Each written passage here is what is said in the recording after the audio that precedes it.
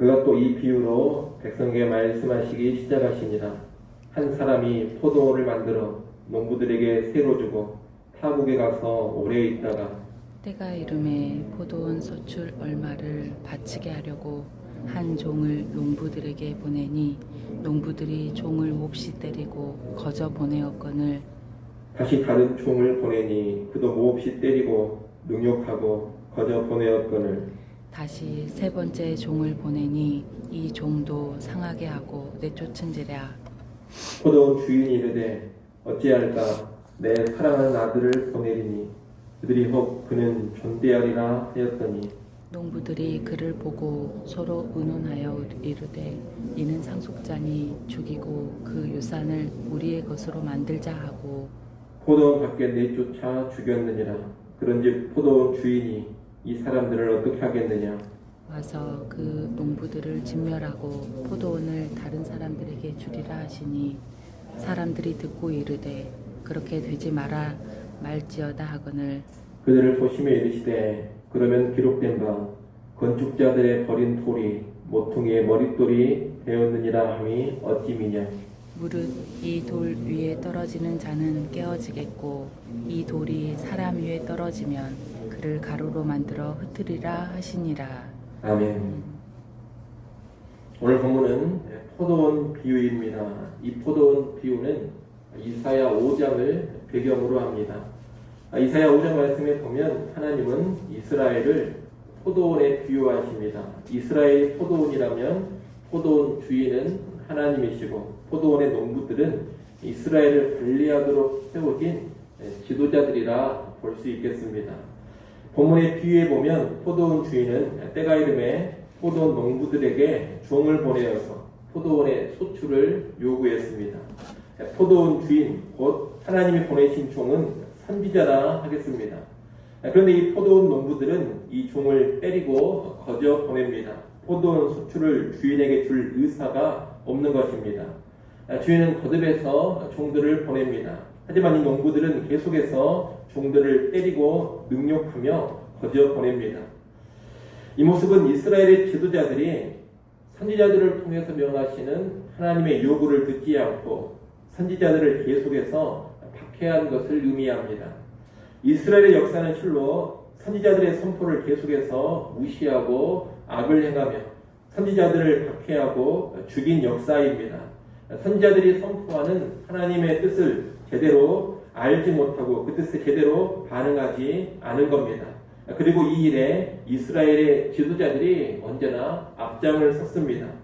보낸 종들마다 다 능욕하고 때리고 거부하자 포도원 주인은 결국 자신의 아들을 보냅니다. 아들을 보내면 존대하리라 이렇게 생각을 한 겁니다. 하지만 아들이 오자 이 포도원 농부들은 어떤 음모를 꾸미느냐. 이 아들은 포도원의 상속자니 아들을 죽여버리자고 합니다. 아들을 죽여버리고 이 포도원을 아예 자신들의 것으로 삼으려는 겁니다. 그리고 그 음모대로 주인의 아들을 포도원 밖으로 내쫓아 죽여버렸습니다. 포도원 주인이 보낸 아들은 예수 그리스도를 의미합니다. 선지자들을 거듭 보내신 하나님은 이제 아들을 보내셨습니다. 그런데 이스라엘의 지도자들은 이 아들까지 거부하고 음모를 꾸며 죽여버린다는 것입니다. 예수님의 이 비유는 예루살렘의 종교 지도자들이 결국 예수님 자신을 죽일 것을 예언하는 말씀이고 그들이 그렇게 하는 이유를 폭로하고 있는 것입니다. 비유 속의 농부들은 주인의 아들이 왔을 때 주인의 아들이라는 것을 알았습니다. 마찬가지로 예수님 당시에 종교 지도자들은 예수님이 하나님의 아들이요 약속된 메시아임을 모르는 것이 아니었습니다. 알았지만 예수님을 죽입니다. 우리는 간혹 이 종교 지도자들이 예수님이 누구신지를 제대로 몰라서 십자가에 죽였다고 생각을 합니다. 하지만 여러분 그렇지가 않습니다. 종교 지도자들이 예수님을 죽인 가장 큰 이유는 예수님으로 인해 그동안 자기들이 누려왔던 것들을 빼앗긴다고 생각했기 때문입니다. 예수님을 그대로 놔두면 자신들의 가식과 위선이 다 폭로되고 성경에 충실하지 않은 모습도 다 드러나면서 그들의 기득권이 붕괴될 수 있다고 생각했기 때문이라는 겁니다. 그들은 죄악 가운데 누리고 있던 그들의 모든 이익과 특권, 즐거움을 잃어버리고 싶지가 않았습니다. 종교를 이용해서 장사를 하고 호화로운 생활을 하면서 존경과 명예까지 받아 누리는 그런 삶을 조금도 포기하고 싶지 않았습니다. 그런데 예수님을 그대로 놔두면 그 모든 것이 다 무너지게 생겼습니다. 그래서 그들은 예수님이 약속된 메시아라는 것을 분명히 알면서도 죽였습니다. 모르고 지은 죄가 아니라는 겁니다. 알면서도 적극적으로 예수님을 거부하고 죽인 것입니다. 하나님의 것이요, 하나님의 아들이 상속받아야 될 이스라엘을 완전히 자기들 것으로 만들기 위함입니다. 실제 이 종교 지도자들은 하나님을 인정하거나 두려워하는 자들도 아닙니다. 하나님의 아들이신 예수님을 대하는 이들의 태도를 보면 이들은 실제 하나님을 경외하는 자들이 전혀 아니라는 겁니다. 이들은 다만 땅의 권력과 영광, 이권을 누리기 위해서 종교적으로 하나님을 이용하고 있을 뿐입니다. 포도원 농부들이 포도원 주인의 뜻에 전혀 관심이 없고 주인이 보낸 종들을 거듭 박해한 것, 그리고 포도원 주인의 아들까지 죽인 것은 포도원 주인을 완전히 무시했기 때문입니다. 주인을 업신여기고 있는 것이요, 그 주인이 우리에게 무슨 조치를 취할 수 있겠느냐는 그런 거만함이 있기 때문입니다. 그런 짓을 해도 포도원 주인이 아무 일도 못하리라, 어떤 조치도 취하지 못하리라, 그렇게 그 농부들은 생각을 했던 겁니다. 그런데 예수님 당시에 종교 지도자들도 똑같습니다. 그들은 하나님을 전혀 두려워하지 않습니다. 실상 하나님에 대한 진정한 믿음도 가지고 있지 않습니다. 오직 종교로 하나님을 이용하고 있을 뿐입니다.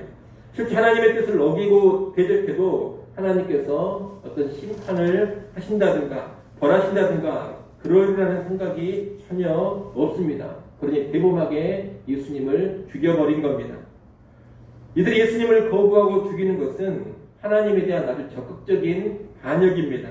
그런데 이들의 생각과 달리 하나님은 이 반역에 대해서 가만히 계시지 않습니다. 응징하시고 심판하십니다. 16절 말씀처럼 주인의 아들을 죽인 농부들을 포도원 주인이 와서 진멸하고 포도원을 다른 사람에게 주어버리는 겁니다. 이 16절의 말씀은 역사 가운데 그대로 성취가 됩니다. 예수님을 죽였던 종교 지도자들, 그리고 예루살렘은 AD 70년에 처참하게 멸망당합니다. 이들의 거점이었던 성전은 돌 하나도 돌 위에 남지 않고 다 무너져 버립니다. 실제 하나님께서 예루살렘과 종교 지도자들 그리고 성전을 완전히 파멸시켜 버리신 겁니다. 그리고 하나님은 이스라엘을 회복하는 새 이스라엘, 곧 교회로 세우셔서 대체를 시키십니다. 그리고 이 교회를 사도들에게, 교회의 지도자들에게 맡기셨습니다. 농부들을 진멸하고 포도원을 다른 사람들에게 주신다는 이 비유의 말씀이 역사 가운데 그대로 성취가 된 겁니다.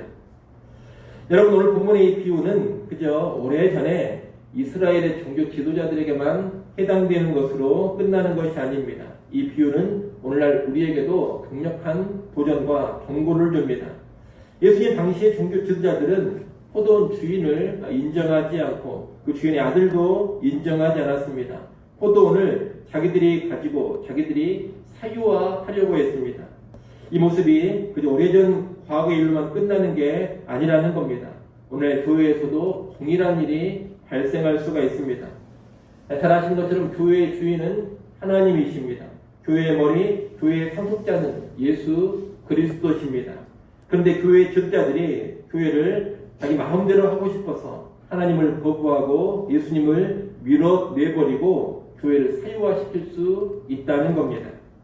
교회를 자기 것이라고 생각하며 자기 마음대로 운영하고 자신의 이권이나 세월에는 거점으로 사용을 하고 자기 개인 사업이라 되는 것처럼 자식들에게 세습이나 하려고 한다면 이것이 곧 예수님 당시의 종교 지도자들과 조금도 다를 바 없는 모습인 것입니다. 이런 행태는 실상 하나님을 두려워하지 않는 것이요, 하나님의 것을 찬탄하는 행위요, 하나님에 대한 반역입니다. 하나님은 이 죄에 대해서 반드시 심판을 하실 겁니다.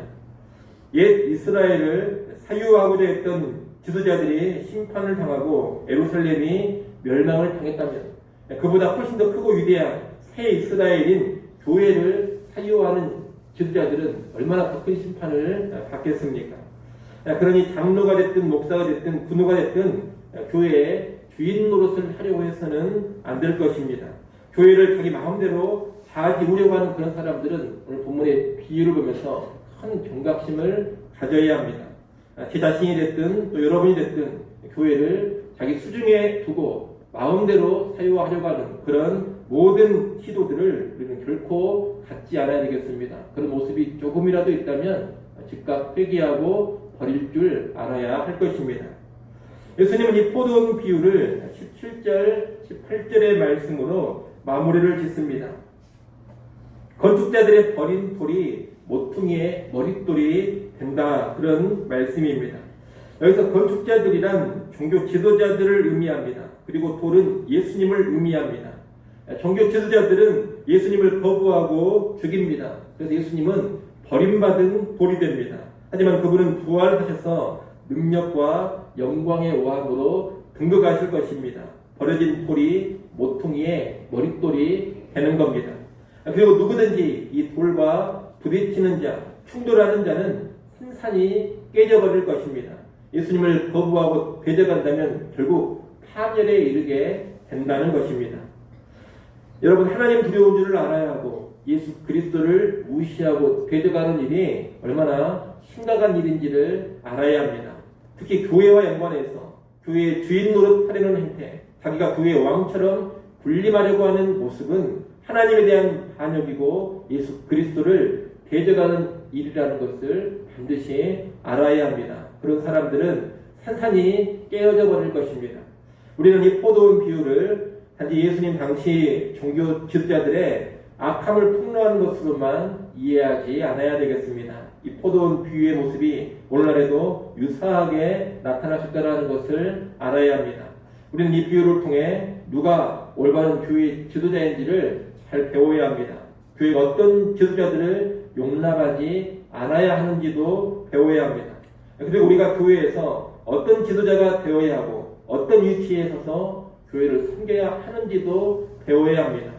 교회는 영원히 하나님의 것이요 하나님의 아들이신 예수 그리스도의 것입니다. 우리는 교회를 관리하도록 세워진 종들일 뿐입니다. 이 종의 신분을 망각하지 않고 잘 유지하면서 하나님께서 요구하시는 열매를 풍성하게 드려야 합니다. 일평생 이렇게 살아가는 저와 여러분이 될 수 있기를 간절히 축원합니다. 기도하겠습니다.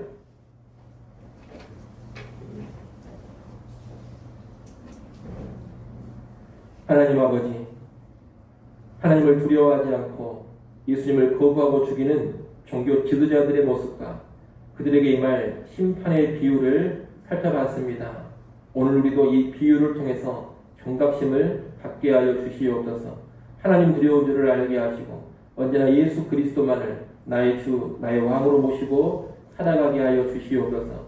특히 교회의 주인은 하나님이시요 예수님이라는 것을 늘 기억하게 하셔서 교회의 주인 노릇하려는 어리석음과 폐역의 모습을 갖지 않게 하여 주시옵소서. 우리 교회는 언제나 하나님만이 주인 되게 하시고 예수 그리스도만이 머리가 되게 하여 주옵소서. 교역자를 비롯한 모든 성도들은 오직 종의 위치에서만 교회를 섬기며 하나님을 섬기게 하여 주시옵소서.